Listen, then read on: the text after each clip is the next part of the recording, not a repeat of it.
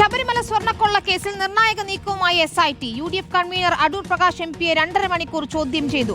ഉണ്ണികൃഷ്ണൻ പോറ്റിയുമായുള്ള അടുപ്പത്തെക്കുറിച്ചായിരുന്നു ചോദ്യം ചെയ്യൽ. സാമ്പത്തിക ഇടപാടുകളും പരിശോധിക്കും. ചോദ്യം ചെയ്യലിന് പിന്നിൽ രാഷ്ട്രീയമെന്നാണ് അടൂർ പ്രകാശ് പ്രതികരിച്ചത്. ശബരിമല സ്വർണ്ണക്കൊള്ള കേസിൽ കോൺഗ്രസ് നേതാവ് ചോദ്യമുനയിലെത്തുന്നത് ആദ്യമാണ്.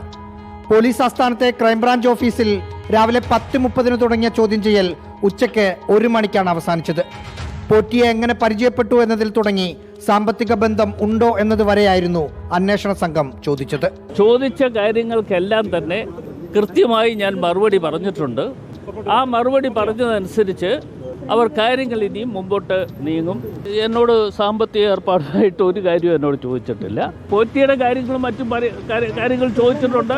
എനിക്കറിയാവുന്ന എല്ലാ കാര്യങ്ങളും അവരുമായി പങ്കുവച്ചിട്ടുണ്ട്.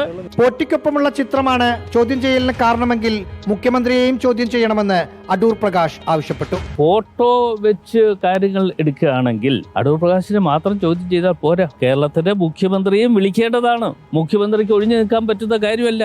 MP ബോർഡ് വെച്ച സ്വന്തം വാഹനം ഒഴിവാക്കി മറ്റൊരു കാറിലാണ് അടൂർ പ്രകാശ് ചോദ്യം ചെയ്യലിന് ഹാജരായത്. റിപ്പോർട്ടർ, തിരുവനന്തപുരം.